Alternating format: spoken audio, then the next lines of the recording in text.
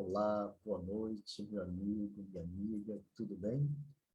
É um prazer, mais uma vez, estarmos juntos para continuarmos estas programações lindas de uma semana maravilhosa, a Semana Santa Restaurados em Cristo.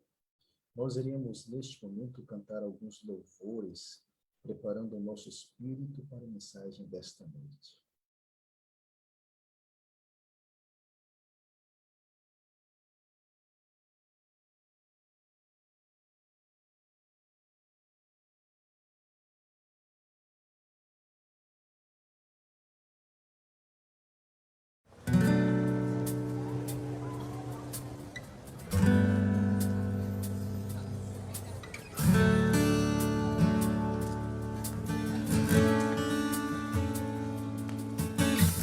Tu és a minha luz, a minha salvação, e a ti me renderei. Se ao teu lado estou, seguro em tuas mãos, eu nada temerei.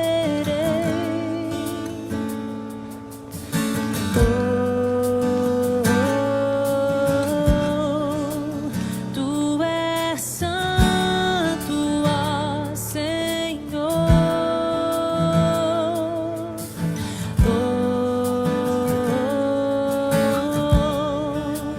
Tu és digno de louvor.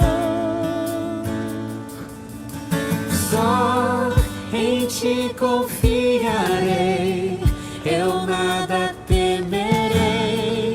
Em frente eu irei, pois eu sei que vivo estás e um dia voltarás do céu pra nos buscar, pra sempre reinarás. Aleluia.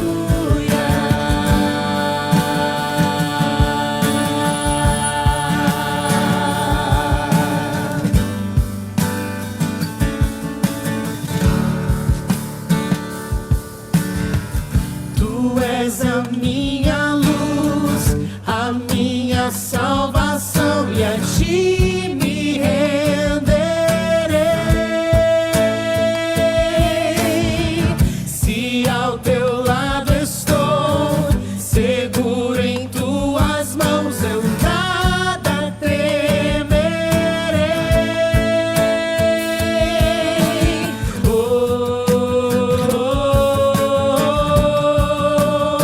Tu és santo, ó Senhor.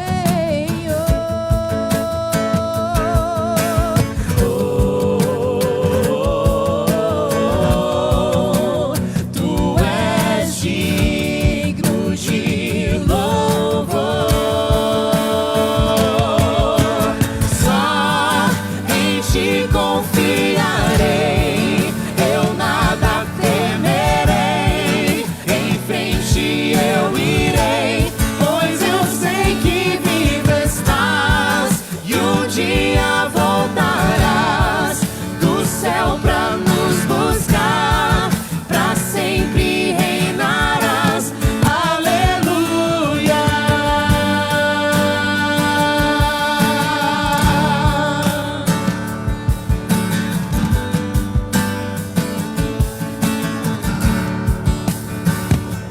Vem Jesus, vem Jesus, cantem. Maranata, hora vem Senhor Jesus. Vem Jesus, vem Jesus. Maranata, hora vem Senhor Jesus.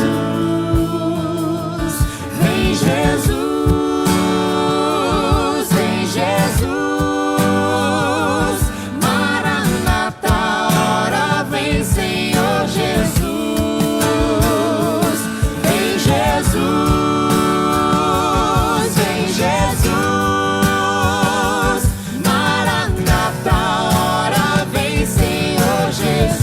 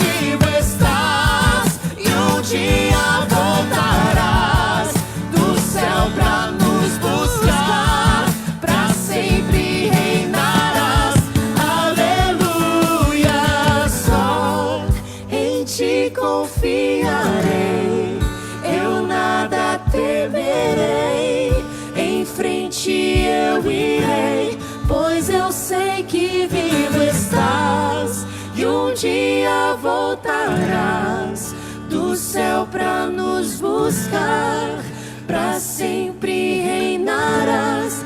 Aleluia.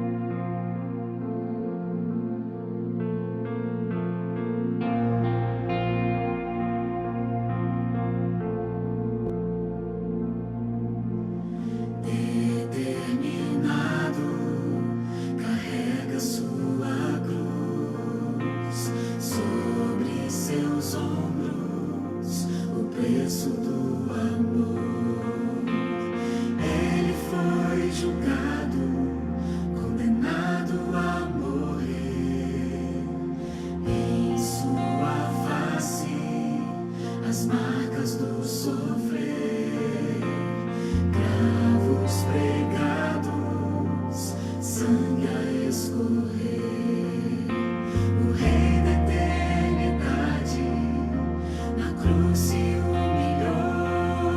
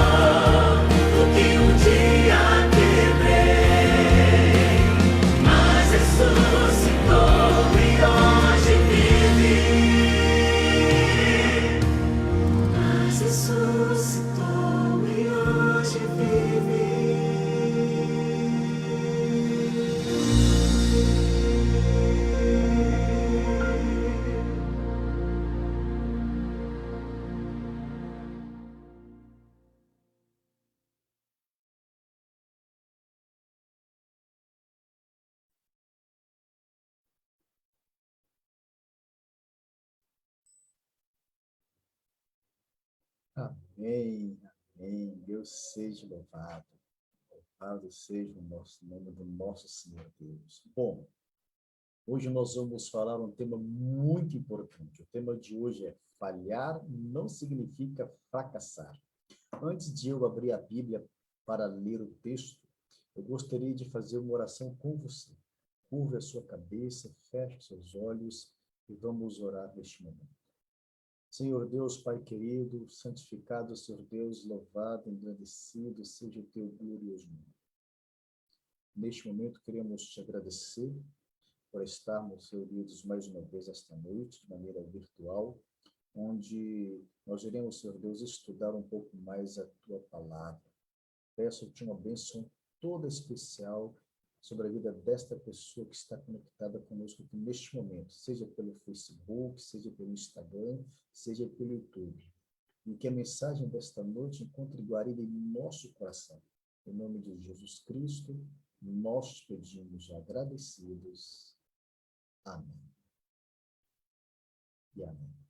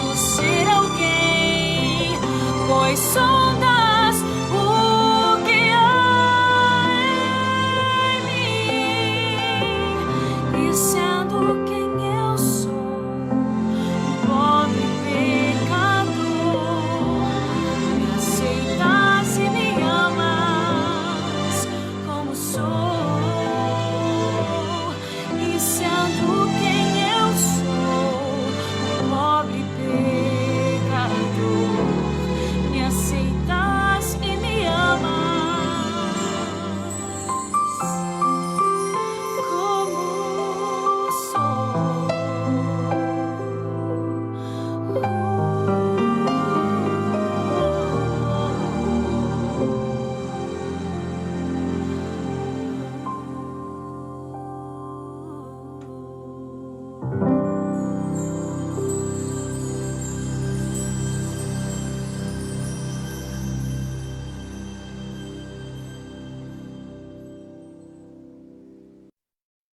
Amém. Deus seja louvado, né? Bom, vamos então ao tema desta noite. Falhar não significa fracassar. Como o cristão deve reagir a falhas e erros?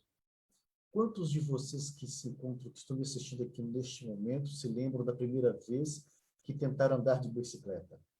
Quem de vocês pulou na bicicleta e decolou sem cair ou sem ralar os joelhos? Provavelmente ninguém, né? Você provavelmente caiu da bicicleta muitas e muitas vezes antes de pegar o jeito. E imagino que seu pai o tenha ajudado, correndo ao seu lado, segurando o banco e te apoiando. Ou talvez a sua mãe, né, ou a sua avó, ou seu irmão, ou a sua tia, ou seu tio, alguém estava lá te apoiando. Você já pensou que, embora haja vencedores nos Jogos Olímpicos a cada 4 anos, 90% dos melhores atletas do mundo não conquistaram a medalha? Como eles, nós tentamos, mas nem sempre vencemos. Muitas vezes, nosso emprego não é o que esperávamos. Nossa vida acaba se tornando algo completamente diferente do que imaginávamos. Casamentos iniciados com esperança terminam em lágrimas. Nossos filhos se tornam uma preocupação constante, temos dificuldades em educá-los. A situação do nosso país, os políticos nos decepcionam. Amizades são traídas, as orações não parecem ser respondidas. Mesmo as coisas que conseguimos alcançar, muitas vezes nos decepcionam. A sensação de falha nunca está longe da superfície. A Bíblia registra muitas falhas de seus personagens, mostrando a vida como ela é. A Bíblia é sobre pessoas reais. Hoje, alguns dos personagens bíblicos são lembrados apenas por seus sucessos. Mas antes do sucesso, houve também fracassos. Um desses personagens é Pedro. Jesus foi traído por Judas e preso quando eles estavam no jardim do Getsêmani. E Lucas, capítulo 22, versículo 54, nós lemos. Olha só, Lucas 22, versículo 54. Então, prendendo-o, o levaram e o introduziram na casa do sumo sacerdote. Pedro seguia de longe. Para ser justo com Pedro, ele não era o único discípulo que estava mantendo distância.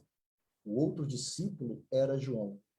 Os sacerdotes reconheceram João como bem conhecido discípulo de Jesus e deram-lhe entrada na sala, esperando que, ao testemunhar a humilhação de seu guia, desdenharia ele a ideia de ser uma pessoa assim, o Filho de Deus. João falou em favor de Pedro, conseguindo entrada para ele também. Ele também conseguiu abrir caminho até a área do pátio onde Jesus estava sendo mantido, o pátio do sumo sacerdote. O versículo 55 fala o seguinte, olha só, versículo 55. E quando acenderam fogo no meio do pátio e juntos se assentaram, Pedro tomou o lugar entre eles. No pátio fora feito um fogo, pois era a hora mais fria da noite, mesmo antes do amanhecer. Um grupo estava reunido perto do fogo, e Pedro tomou presunçosamente lugar no mesmo. Não desejava ser reconhecido como discípulo de Cristo. Misturando-se descuidadamente com a multidão, esperava ser tomado por algum dos que levaram Jesus para a sala. Ao incidir, porém, a luz no rosto de Pedro, a porteira lançou-lhe um penetrante olhar. Ela era uma das servas da casa de Caifás e estava curiosa. Ela disse a Pedro: não és também um de seus discípulos? Pedro sobressaltou-se e ficou confuso. Instantaneamente se fixaram nele os olhos do grupo. Fingiu não a compreender, mas ela insistiu e disse aos que a rodeavam que esse homem estava com Jesus. Pedro sentiu-se forçado a replicar e disse zangado. Olha o que ele falou no versículo 57. Mas Pedro negava, dizendo: mulher, não o conheço. Foi a primeira negação, e imediatamente o galo cantou. Algum tempo depois, alguém, desta vez um homem, repetiu a acusação no versículo 58. Olha o que fala. Pouco tempo depois, vendo-o, outro disse: também tu és dos tais. Pedro, porém, protestava: homem, não sou. Homem, não sou. Olha só que coisa, né? Pela segunda vez, ele foi notado e acusado de ser seguidor de Jesus. Pedro respondeu instantaneamente: homem, não sou. Pedro não apenas negou ser um de seus discípulos, mas também negou conhecer Jesus. A negação final aconteceu 1 hora depois. E podemos ver no versículo 59, olha só, versículo 59. E tendo passado cerca de 1 hora, outro afirmava, dizendo: também este verdadeiramente estava com ele, porque também é Galileu. Olha que interessante, queridos, né? Nós podemos ver, então, aqui, nesse versículo, que outro, ou seja, alós, outro homem, afirmava: também este verdadeiramente estava com ele, porque também é Galileu. É interessante que o Evangelho de Mateus, aqui em Mateus capítulo 27, olha só, Mateus capítulo 26, versículo 73. Mateus 26, 73. Logo depois, aproximando-se os que ali estavam, dissera a Pedro: verdadeiramente és também um deles, porque o teu modo de falar o denuncia. Olha que interessante, né? O Evangelho, então, de Mateus acrescenta detalhes sobre essa cena e nos indica que foi o sotaque de Pedro que o denunciou. O teu modo de falar o denuncia. Diante disso, queridos, Pedro se exaltou. Os discípulos de Jesus eram notados pela pureza da linguagem e para enganar bem seus interlocutores e justificar o aspecto que assumira, Pedro negou então o mestre ao amaldiçoar e jurar. Assim como você não precisa gastar muito tempo conosco para dizer que não somos do norte do Brasil ou do Rio Grande do Sul, mas sim de Minas Gerais, o sotaque de Pedro também o denunciou. Encolhido em volta da fogueira no pátio do sumo sacerdote, seu sotaque havia se tornado um risco, porque o havia associado a Jesus de Nazaré. No versículo 60, Pedro nega novamente seu envolvimento a Jesus quando diz, olha só, versículo 60. Mas Pedro insistia: homem, não compreendo o que dizes.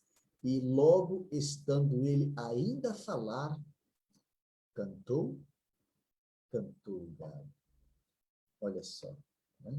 Ainda cantou, queridos, cantou o galo. Isso.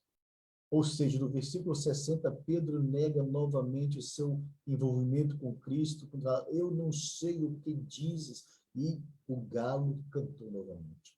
Pedro o ouviu, então, e lembrou-se das palavras de Jesus Cristo: em verdade te digo que hoje, nesta noite, antes que 2 vezes cante o galo, tu me negarás 3 vezes. O que é encorajador na história de Pedro é que ele aprende com seu fracasso. E esse é o assunto que quero que examinemos nos próximos minutos. O fracasso não é fatal se reconhecemos que todos falhamos.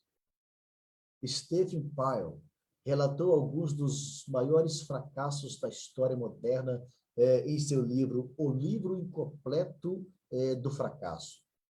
Albert Einstein foi declarado um fracasso em matemática. Winston Churchill foi declarado um fracasso na escola. Foi dito a Walt Disney que ele nunca seria muito na vida. Vários atletas nas Olimpíadas passaram por fracassos antes de conquistarem a vitória. O fracasso pode ser a porta dos fundos para o sucesso, desde que você aprenda com ele. Thomas Edison inventou a lâmpada elétrica e a bateria de armazenamento. Ele tentou mais de 10.000 experimentos para produzir a lâmpada e a bateria. No final, ele disse: não falhei. Eu sei 10.000 maneiras que não funcionam. Falhas são apenas setas que apontam a direção certa para aqueles que estão dispostos a aprender. Você não pode permanecer no fracasso. Você deve sair dele e começar de novo. Se você falhou, você deve se levantar e começar de novo. O fracasso não é o ponto final, mas um ponto de partida. Ninguém é perfeito e todo mundo falha. Enfrente a derrota e perceba que só porque você falhou em uma coisa não quer dizer que você é um fracasso. Pedro negou seu mestre 3 vezes. Por quê? E como isso aconteceu? Para começar, Pedro não levou a sério as advertências do Senhor, nem vigiou e orou, como Jesus havia instruído no jardim. Pedro seguiu de longe. Esse foi o próximo passo em direção à sua derrota. Pedro ficou junto ao fogo e depois sentou-se com os servos e oficiais. Sentado ali em território inimigo, Pedro era um alvo fácil. Pedro estava absolutamente confiante em sua lealdade e força. Ele estava absolutamente certo de que nunca falharia com Jesus em um ponto de lealdade e coragem. Mas, como estava se aproximando da linha de chegada, Pedro vacilou. 3 vezes ele negou Jesus diante de pessoas que nem conhecia. No momento em que menos suspeitamos, Pedro tropeça e falha. Pedro falhou em dizer a verdade. Ele falhou em cumprir sua promessa. Ele falhou em sua lealdade a Jesus. Cada um de nós, em algum momento, falhará com o Senhor e ouvirá, de uma maneira ou de outra, o cantar do galo. Muitas vezes nós começamos bem, temos o desejo de ser discípulos fiéis do Senhor. No entanto, ao longo da jornada, nós distraímos e permitimos influências erradas em nossas vidas. E então tomamos decisão ruim e, como resultado, experimentamos falhas. O discípulo de Cristo que em nossos dias disfarça sua fé por temor de perseguição ou crítica, está negando Jesus, assim como Pedro. O fracasso não é fatal se lembrarmos que o amor e o perdão de Deus não dependem do sucesso. Não importa como você tenha falhado, não importa que pecado você tenha cometido em sua vida, o Salvador que morreu por você ainda o ama. A história do cristianismo é a história de homens e mulheres fracassados que encontraram novos futuros. No versículo 61, temos uma única sentença. Olha só, versículo 61. Então, voltando-se o Senhor, fixou os olhos em Pedro, e Pedro se lembrou da palavra do Senhor, como lhe dissera: hoje 3 vezes me negarás antes que o galo cante. Jesus virou-se e olhou para Pedro.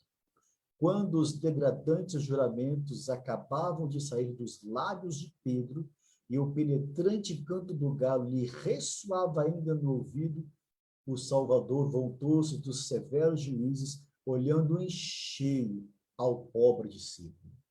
Ao mesmo tempo, os olhos de Pedro eram atraídos para o Mestre.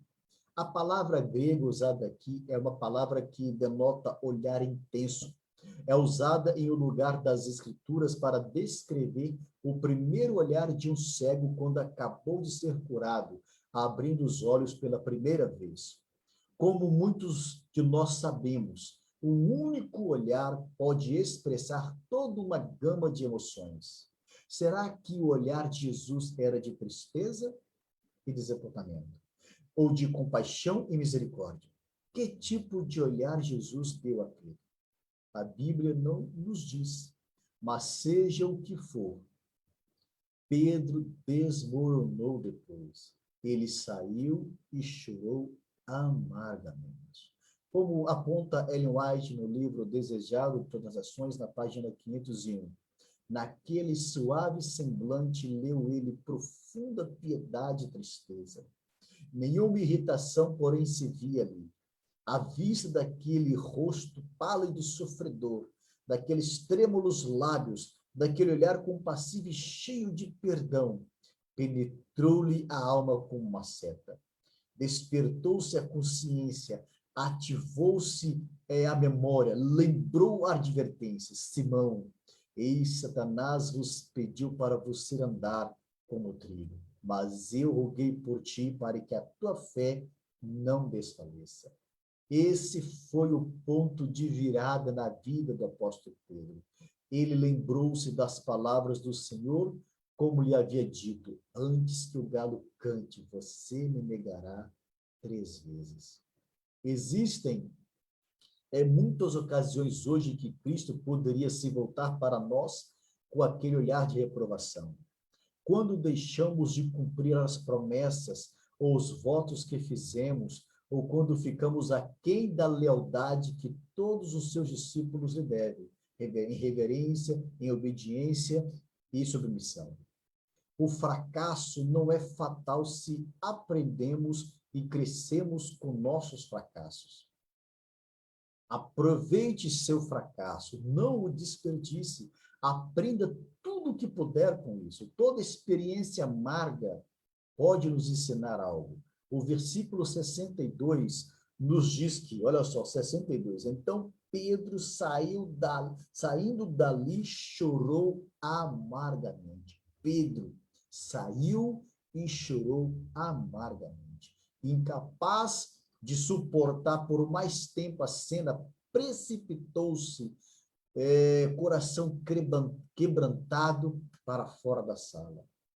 E avançou pela solidão e a treva, sem saber nem cuidar para onde. Encontrou-se, enfim, no Getsemane. A cena de poucas horas antes acudiu vivamente à memória. Lembrou-se com atroz remorso que ele, ou seja, que Jesus, chorara e se angustiara sozinho em oração. Ao passo que os que se lhe deviam ter unido naquela probante hora estavam adormecidos. Lembrou-lhe também a solene recomendação: vigiai e orai, para que não entreis em tentação. No próprio lugar em que Jesus derrama a alma em agonia perante o Pai, Pedro caiu sobre o rosto e desejou morrer.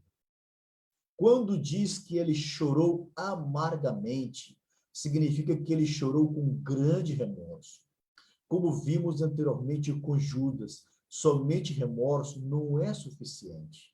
Mas o apóstolo Paulo, olha só o que ele fala aqui, em 2 Coríntios, capítulo 7, versículo 10. 2 Coríntios, capítulo 7,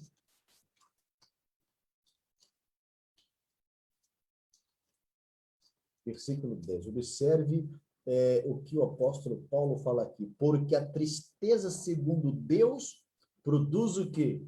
Produz arrependimento para a salvação, que a ninguém traz pesar. A tristeza, segundo Deus, produz arrependimento que leva à salvação. O fracasso não é fatal se deixamos nossas falhas para trás. Cada um de nós falhará uma vez ou outra. Às vezes, até falharemos com o Senhor. E quando o fizermos, Satanás nos dirá que não existe solução, que nosso futuro está destruído. Mas essa não é a mensagem de Deus para nós. Nunca devemos usar o fracasso como desculpa para não tentar novamente. Observa o que fala aqui, Provérbios 26, 24:16. Provérbios 24:16. Deixa eu ler para você aqui.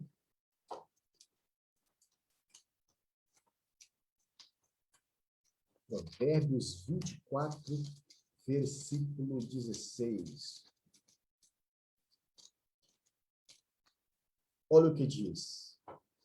Porque 7 vezes cairá o justo e o quê?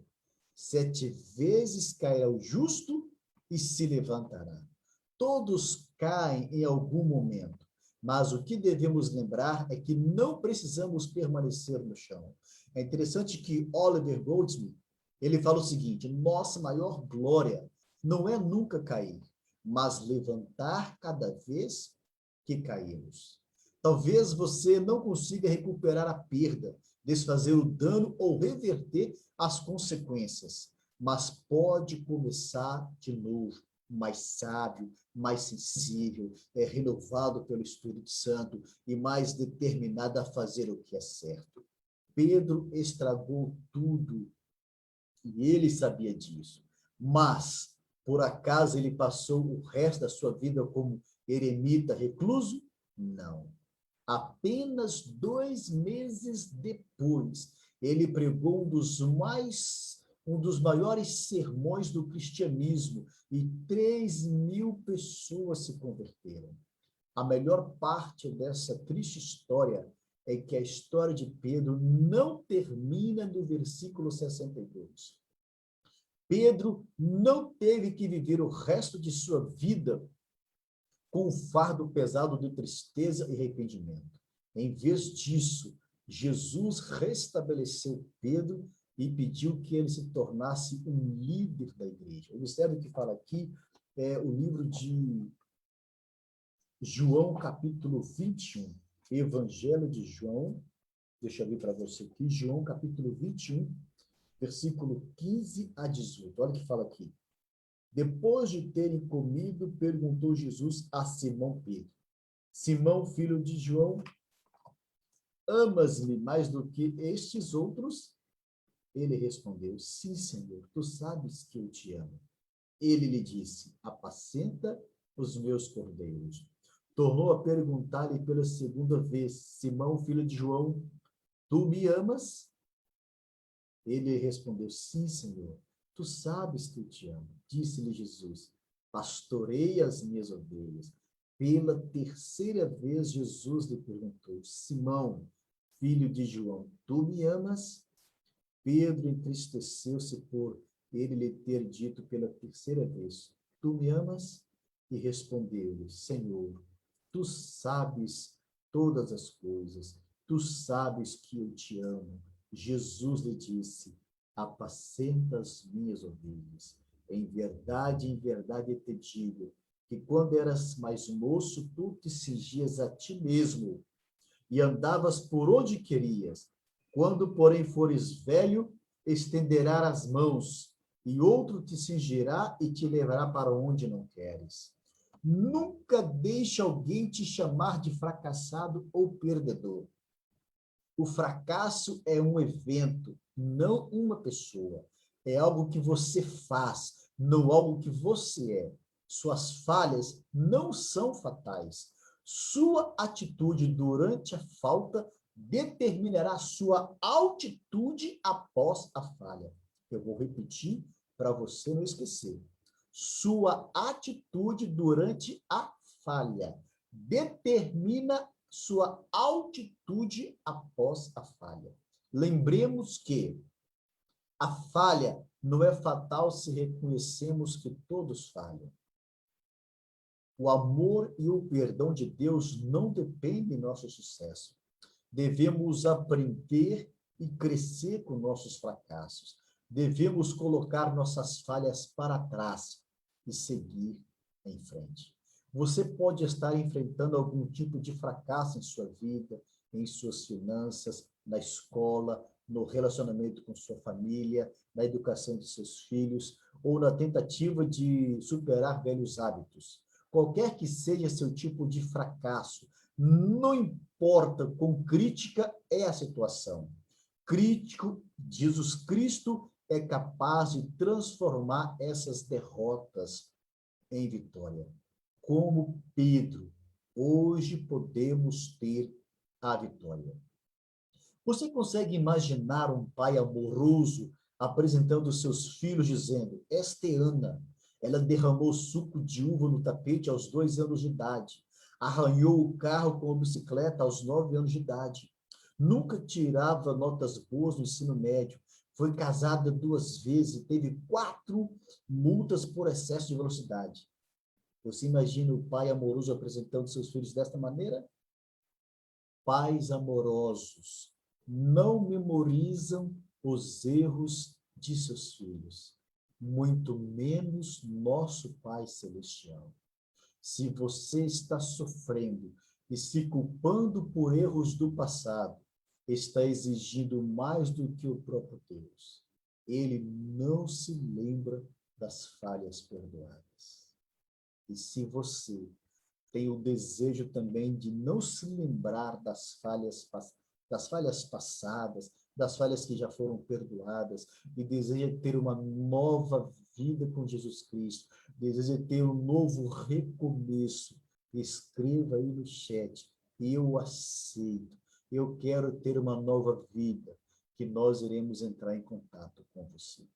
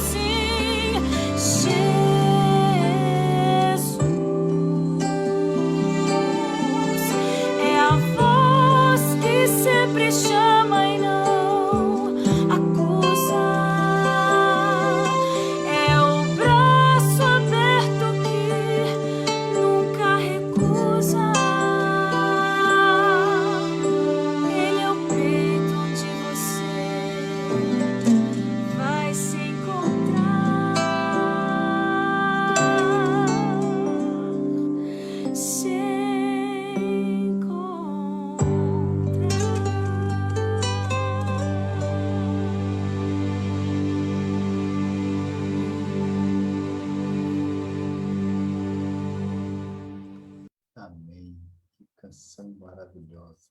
Mas antes da oração final, gostaria que você assistisse a esse testemunho.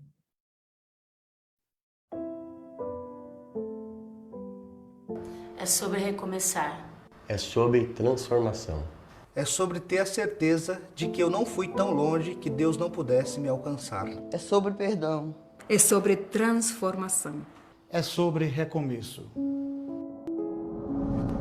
Eu sou Sebastião Soares, né? Mas desde criança conhecido como Bastos. Eu sou uma pessoa que nasci no lar espírita, cheguei até a comer comida sacrificada ao diabo, né?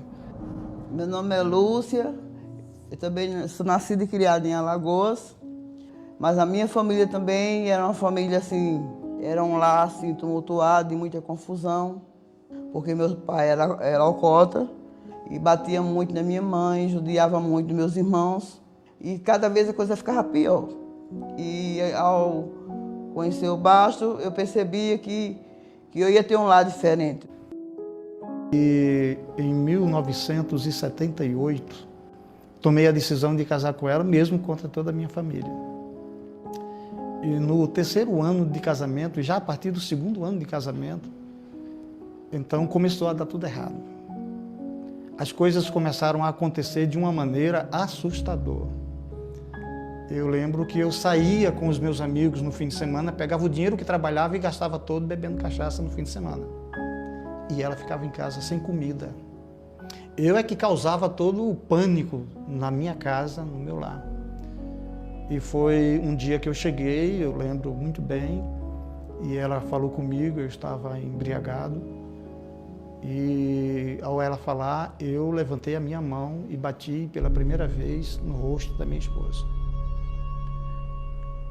Aquela pessoa que eu prometi no altar amar, ali eu estava realmente levando ela ao chão com a bufetada, com a tapa no rosto dela. É só Deus mesmo para dar um jeito na nossa vida, porque o nosso casamento não tinha mais patamar, não tinha como continuar. Ao lado do nosso barraco, uma senhora era adventista e nós não sabíamos.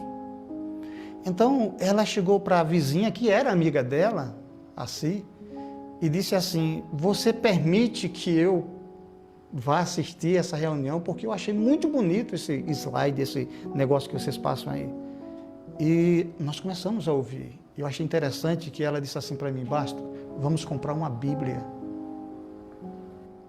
Eu ainda estava bebendo, ainda estava maltratando o nosso lar. E a Bíblia, nós começamos a ler no 12º estudo que o pastor deu, ao lado do nosso barraco. Ela chegou para mim e disse assim: Bastos, eu não sei você, mas eu quero me batizar. Aí eu disse assim: bom, então eu vou batizar com você. E nós se batizamos naquele ano, em 1982. Naquele ano que nós nos batizamos, amigos, a minha primeira coisa a fazer, evangelizar a minha família que era espírita. E Deus me conduziu de uma forma tão grandiosa, que minha mãe se batizou com 85 anos de idade. Todos os meus irmãos, menos 2, todos os outros se batizaram, são oito irmãos. A mãe dela se batizou e fui eu que batizei ela. Mais de 10 pessoas hoje na família dela é batizada na Igreja Adventista. Então Deus nos abençoou de uma maneira tão poderosa. Nós nos casamos, evangelizamos a família, toda a família se batiza e depois Deus me dá a condição financeira de formar todos os meus filhos em faculdade. A nossa casa se tornou uma porta aberta para os jovens da igreja, onde já hoje, posso dizer para vocês com toda a convicção, já batizamos, eu e a Lúcia, pelo poder de Deus, mais de 1000 pessoas. E Ele me tirou das trevas, da escuridão, do sofrimento, para uma vida de alegria. Educou meus filhos, porque não fui eu, foi Ele que educou para mim. Então não tenho que pagar e sei que todo mundo será feliz se seguir e fizer o que eu fiz. Abraçar Jesus sem sem duvidar e sem demorar.